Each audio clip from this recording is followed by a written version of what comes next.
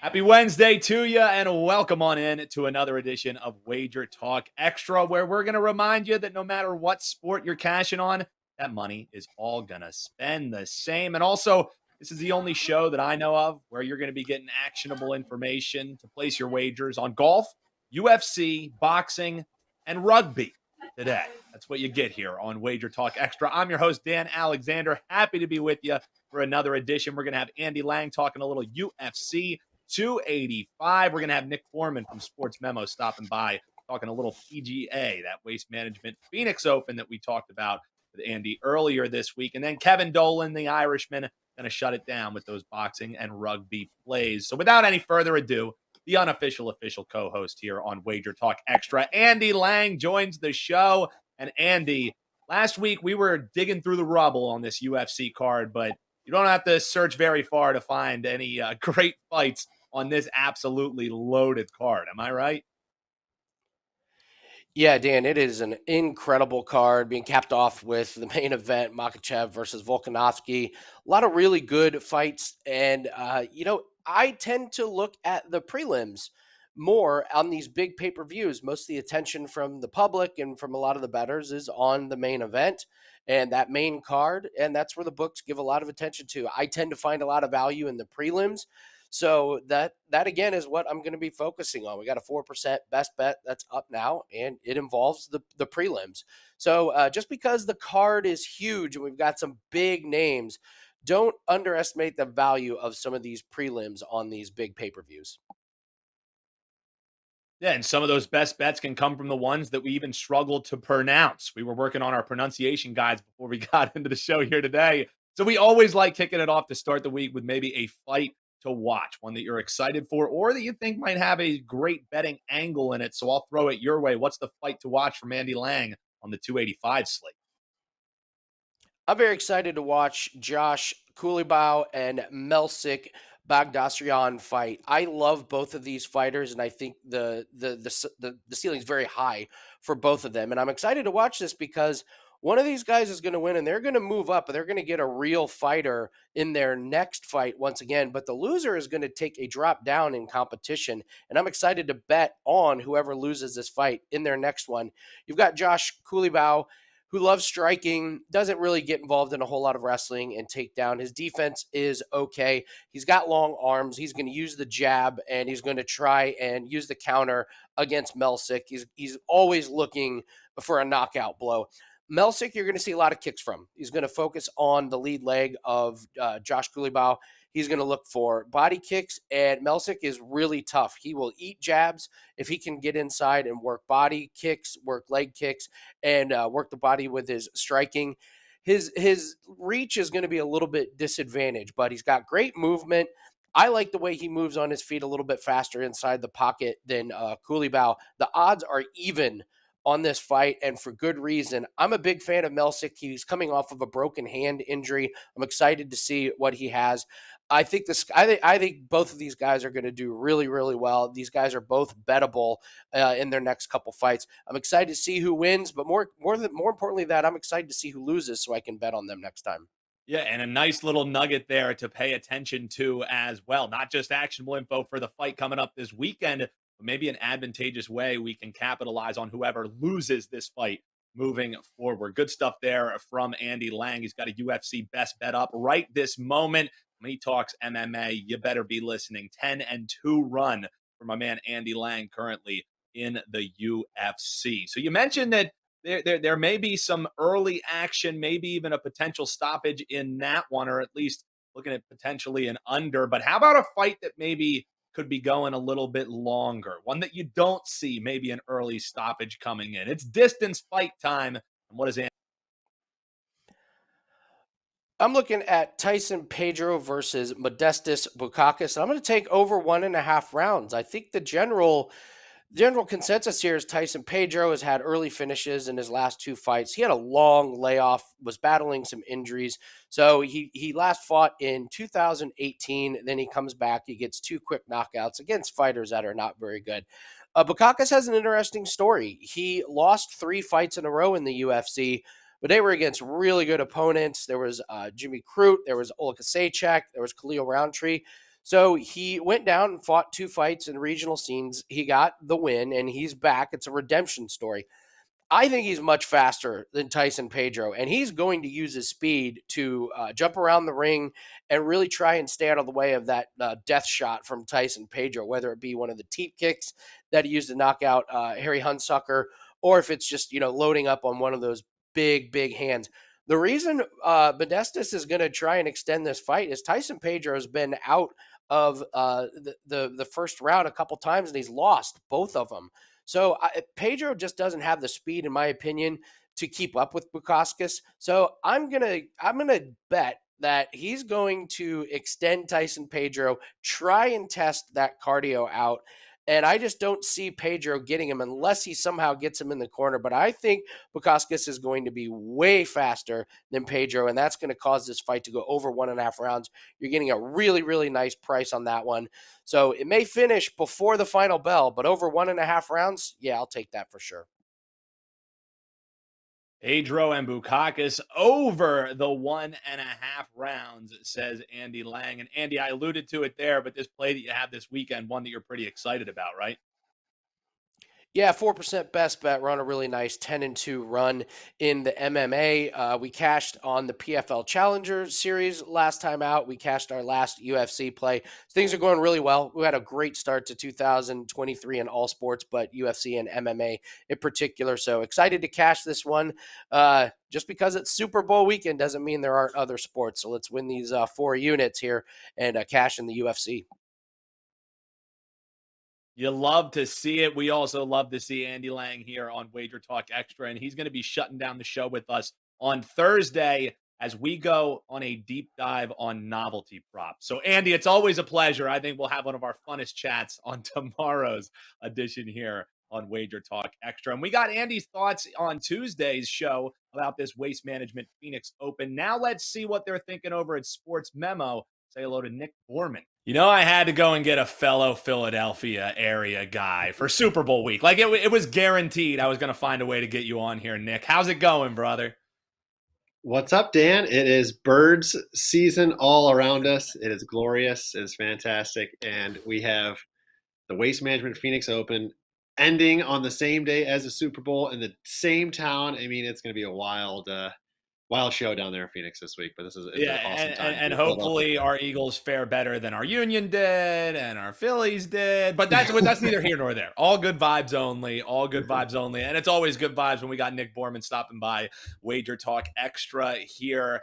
Let's get it started, man, because one thing that you have always done a good job with is getting some of these crazy plus money tickets home. So everybody loves when we have a plus and then a bunch of zeros after it. So let's talk an outright winner here to kick off the Waste Management Open chat here with my man Nick Borrman. What are you eyeing for maybe a valuable outright that we could maybe sprinkle a little something on? Yeah, Dan, it's a deep field. You can make a case for 20 guys at least this week. A lot of them have pretty short numbers, but Tom Kim is one I circled. He's got a slightly longer number, 30-1 this week. The thing about this event is it's so different than most events on the tour where just the fan interaction is just ridiculous that it takes a little bit of maybe I'll say cockiness and swagger, I guess, to get around this course and believe that you can win. And Tom Kim is a young star that has just that. He's just a guy that wears the emotions on the sleeve. The fans like him. And if they get behind you at an event like this, that can really lift you through it. So he's going to have the personality to get through at this event. Plus, he's got the form. I mean, he's already a 2-time winner on tour. And this is just his rookie season. This is his first time playing at TPC Scottsdale, which is always something you want to factor when you're looking at your outrights. What's the course history like? But he's been a first timer all season. Obviously, he's already got 2 wins. Add on top that there's a really unique situation going on this week. His caddy, Joe Scavron, was actually the caddy for Ricky Fowler's bag for his victory here in 2019. He lives here in Scottsdale, and few people know this course better than Scavron. So he's going to be able to help Kim get around this course and navigate what he doesn't know. So that's kind of makes me feel a little bit more comfortable for the fact that Kim doesn't have a lot of course history this week. And then even more recent form, the last 6 months, Kim ranks number 5 on tour in strokes gained tee to green and number 1 strokes gained approach.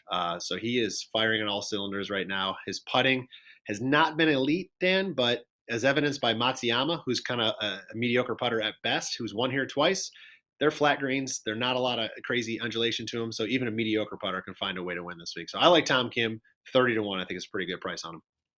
A little bit of a who's your caddy special there for the Kim 30-1 outright winner from Nick Borrman. Another way to get some of these plus money plays home is looking at some of these maybe longer shots, even in the top 20. And it's just a nice price on a name that's kind of become not quite a household name, but definitely one that people have been able to cash in on. What are you thinking for maybe a top 20 finish coming up this weekend, Nick?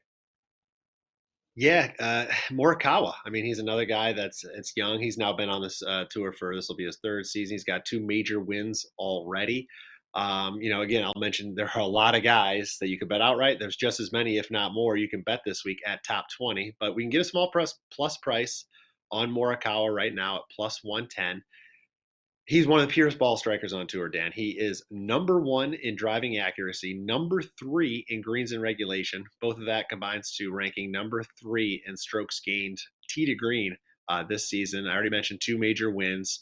His notorious weakness, kind of like Tom Kim, has been putting, but he has been trending the right way. So I'll back it up a couple seasons. So 2020 to 21, that season, he ranked 178th in putting. Last year, 131st.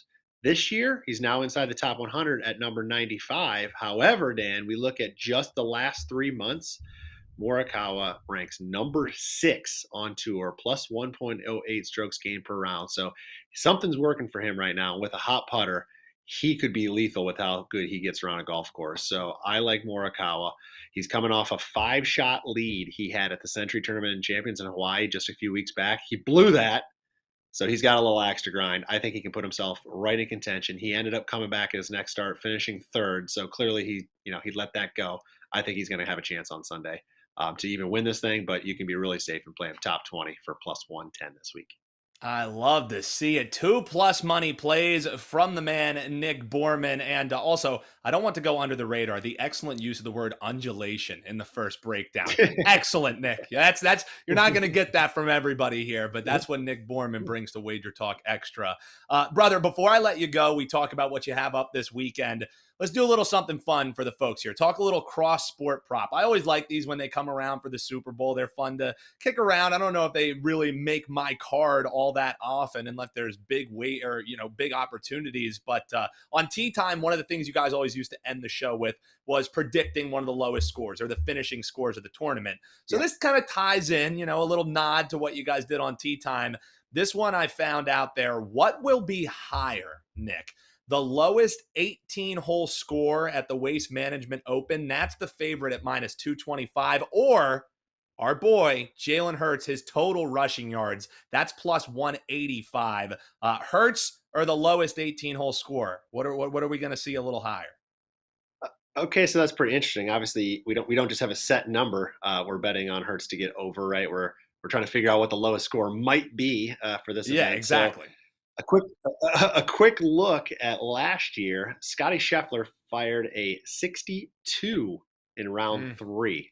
That was the anomaly. The next closest score was 64. There was a couple of those in round 2. So you're going to be in that neighborhood, right? 64, maybe a 63. I don't know if we'll see a 62. So somewhere in there.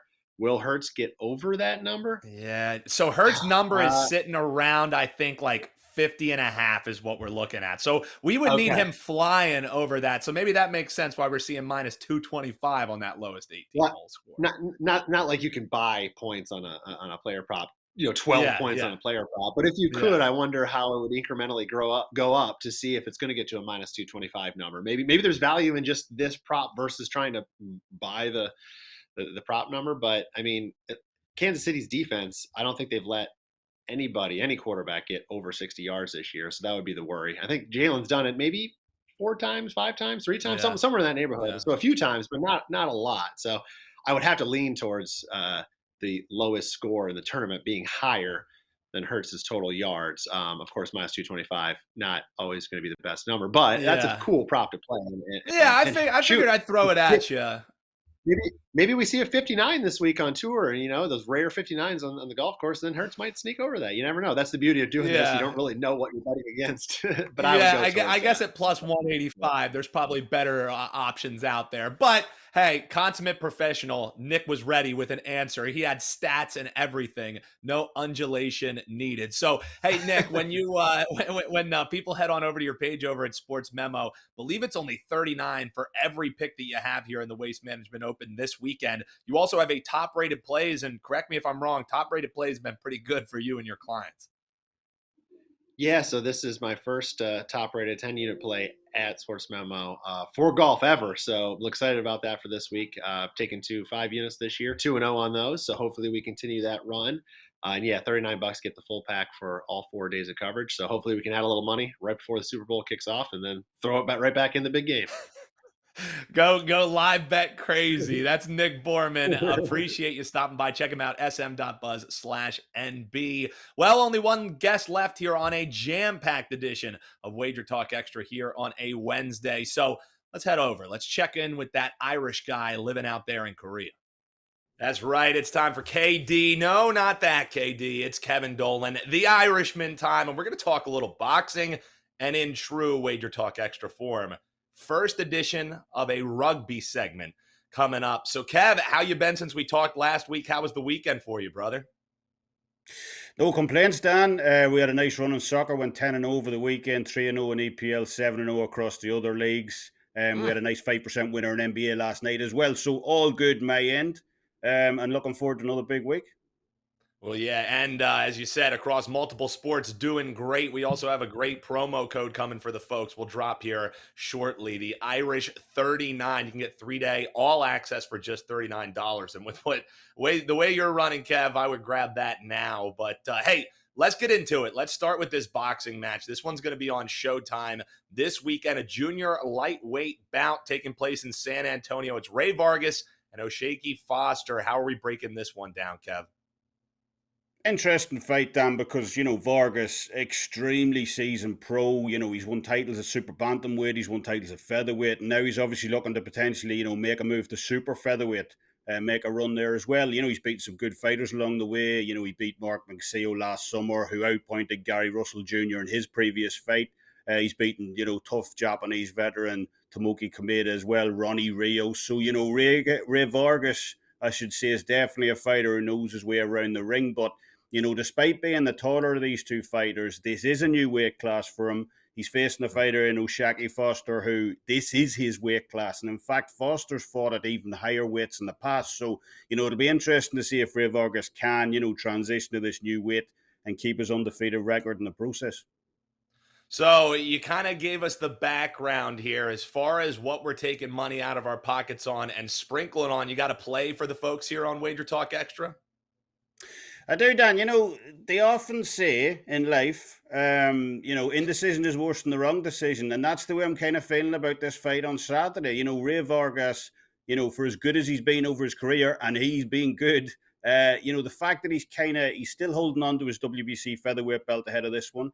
He's still undecided at what weight he wants to campaign at moving forward, whether 130 or 126. That just puts me off from backing him here. Vargas asked the WBC, not to relinquish his featherweight belt on the move up to 130. He's clearly stated for many years he wants the Leo Santa Cruz fight down at 126. That's the fight he's zeroed in on. So he's unsure whether, he'll stay at 130 here. Even if he wins this fight, he might just go back down to 126. And to me, that just sends out all the wrong messages here. Knowing that if he loses this fight, it really won't impact him all that much apart from his record. He still gets to hold on to his, WBC featherweight belt and so on, still gets that Leo Santa Cruz fight down the road.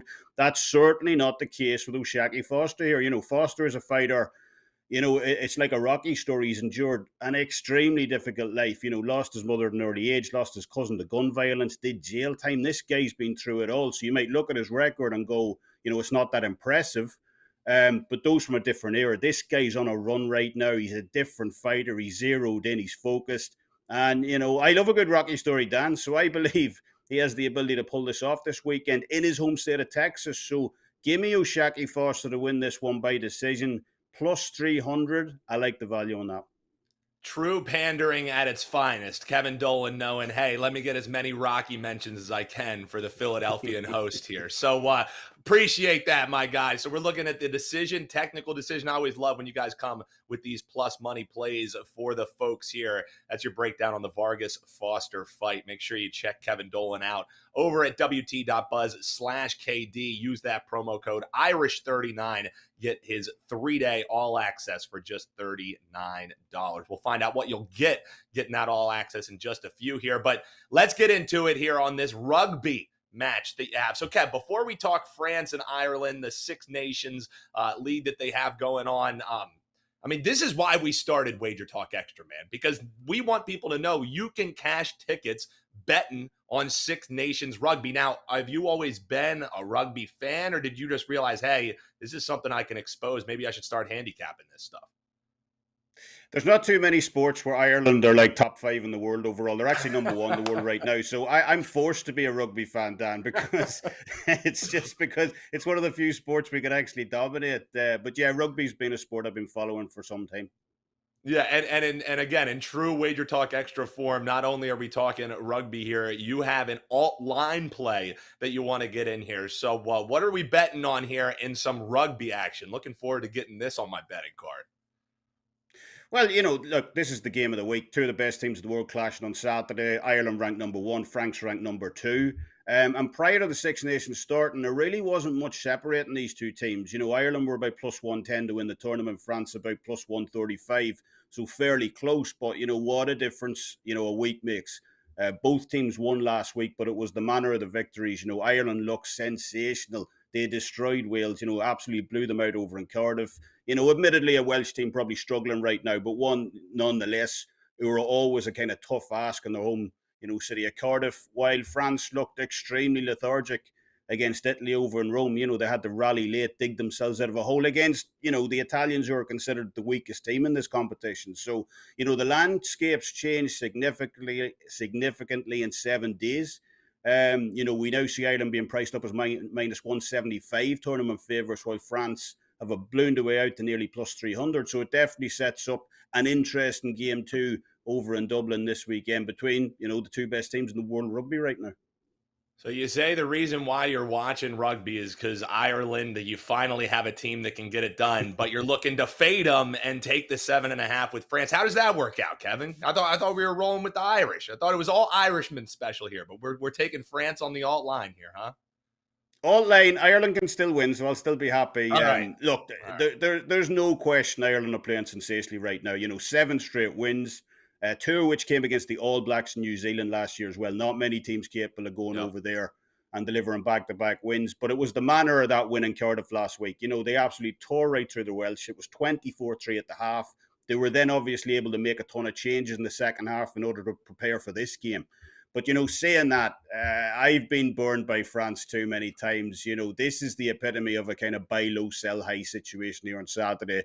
The French defense looks soft against the Italians. They've obviously got some discipline problems in that squad as well.